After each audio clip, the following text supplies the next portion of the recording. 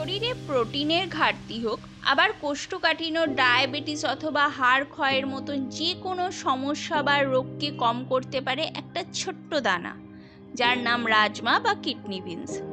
নমস্কার বন্ধুরা, welcome to healthy life. আমি কল্যাণী। আজকের ভিডিওতে রাজমা বা কিডনি বিনসের উপকারিতা এবং ভিডিওর শেষে শরীরে কোনো রকম এই কিডনি বিনস ক্ষতি করে কিনা সেটাও জানাবো। ভিডিওটা পুরো দেখো। রাজমা মোটামুটি আমরা সকলেই চিনি। সাদা, ক্রিম কালারের, কালো রঙের, লাল, বেগুনি, নানান রঙের পাওয়া যায়। এই রাজমা দেখতে অনেকটাই আমাদের কিডনির মতন, তার জন্যই এর নাম কিডনি বিনস। এই রাজমাতে প্রচুর পরিমাণে প্রোটিন, উচ্চমানের ফাইবার, কার্বোহাইড্রেট, ক্যালসিয়াম এবং বিভিন্ন অ্যামাইনো অ্যাসিড থাকে, যা আমাদের শরীরের জন্য খুবই উপকারী এবং দরকার।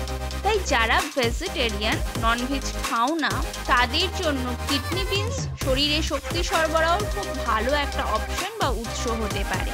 কিন্তু কিডনি বিনস বা রাজমাকে খাওয়ার আগে অবশ্যই কিছু সতর্কতার বিষয় নিয়ে জানতে হবে, যেটা আমি আমার ভিডিও শেষে বলেছি। প্রথমে আমরা রাজমার উপকারিতা এবং অপকারিতাটা জেনে নিই। নাম্বার 1, রাজমার মধ্যে রয়েছে প্রচুর ফাইবার। আর ফাইবার খাবারকে ঠিকঠাক করে ডাইজেস্ট করে, কোষ্ঠকাঠিন্যের সমস্যাকেও কম করে, যার কারণে আমাদের অন্ত্র সুস্থ থাকে। পেটে গ্যাস, পেট ফাঁপার মতন সমস্যাকেও কম করে, যার কারণে আমাদের পেটও সুস্থ থাকে। আর পেট সুস্থ থাকলে আমাদের শরীরের অর্গানসগুলোও ঠিক করে কাজ করবে, আমাদের শরীরও সুস্থ থাকবে এবং আমরা যে কোনো কাজকেই ঠিকভাবে করতে পারবো। কিন্তু রাজমাকে বেশি খেলে পেট সুস্থ বা ভালো হওয়ার পরিবর্তে কিন্তু পেট খারাপের সমস্যা হতে পারে। তাই নিয়ম করে অল্প করে প্রতিদিন রাজমা তোমরা খেতে পারো।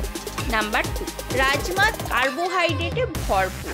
রাজমায় থাকা কার্বোহাইড্রেট শরীরে কিন্তু কোনো ক্ষতি করে না, কারণ এই কার্বোহাইড্রেট ডাইজেস্ট বা হজমের প্রসেসকে খুবই স্লো করে দেয়।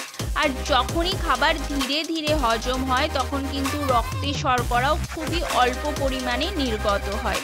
তাই যে সমস্ত ডায়াবেটিস রোগীরা আছো, তাদের জন্য কিন্তু রাজমা একটি আদর্শ খাবার হতে পারে, কারণ রাজমা রক্তে শর্করার মাত্রাকে নিয়ন্ত্রণে রাখে। নাম্বার 3, রাজমার মধ্যে প্রচুর পরিমাণে আয়রন থাকে। আর আয়রন আমাদের শরীরের জন্য কতটা প্রয়োজনীয় আমরা প্রায় প্রত্যেকেই জানি। হ্যাঁ বন্ধুরা, আয়রন শরীরে রক্তের হিমোগ্লোবিনকে বৃদ্ধি করে। সঠিক হরমোনকেও রিলিজ করতে কিন্তু আমাদের শরীরে আয়রনের দরকার।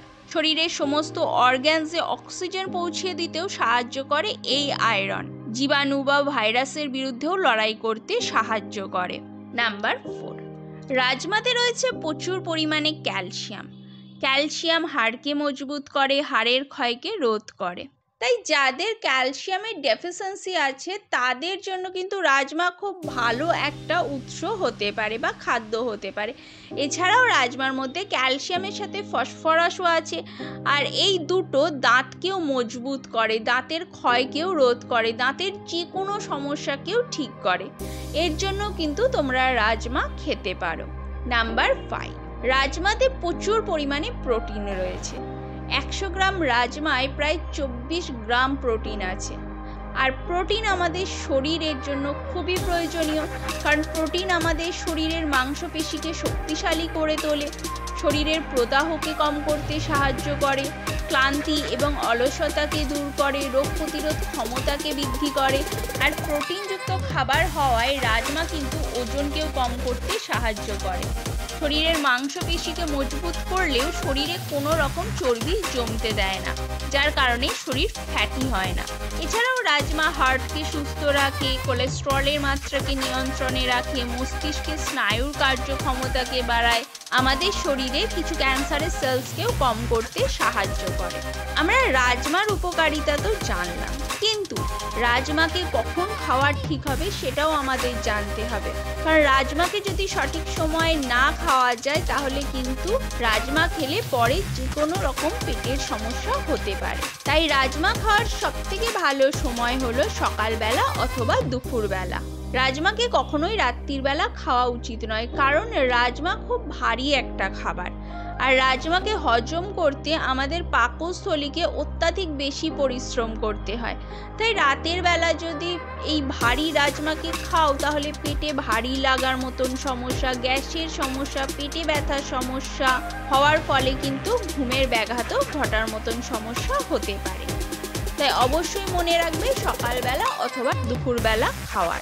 আবার রাজমা খাওয়ার আগে রাজমাকে ঠিক করে রান্নাও করতে হবে, কারণ রাজমাকে যদি ঠিক করে রান্না না করো তাহলে রাজমার থেকে কিন্তু সঠিক পুষ্টি পাওয়া যাবে না। তাই রাজমাকে মিনিমাম 12 থেকে 18 ঘন্টা জলে ভিজিয়ে রাখতে হবে, তারপরে 5 থেকে 6টা সিটি দিয়ে প্রেসার কুকারে ভালো করে সিদ্ধ করতে হবে। রাজমা যদি ঠিক করে সিদ্ধ না হয় তাহলে রাজমা কিন্তু শরীরের জন্য ক্ষতিকারক হতে পারে। রাজমাকে ভালো করে সিদ্ধ করে নিয়ে তোমরা যেভাবে ইচ্ছা হয় রাজমাকে রান্না করে খেতে পারো। তোমরা চাইলে স্যুপ বানাতে পারো, তোমরা চাইলে কারি বানাতে পারো, বা রাজমার যে কোনো ধরনের তরকারি বানাতে পারো, অথবা তোমরা চাইলে রাজমাকে কিন্তু স্যালাডেও মিশিয়ে খেতে পারো। রাজমা আমাদের শরীরের পুষ্টির জন্য খুব হেলদি একটা অপশন হতে পারে। আজকের ভিডিও এই পর্যন্তই। এরকমই ইনফরমেটিভ ভিডিও নিয়ে দেখা হচ্ছে নেক্সট টপিকে। যদি তোমাদের এরকমই ইনফরমেটিভ ভিডিও ভালো লেগে থাকে তাহলে আমার হেলদি লাইফ চ্যানেলকে সাবস্ক্রাইব করে আমাকে সাপোর্ট করো। ভালো থাকো, সুস্থ থাকো।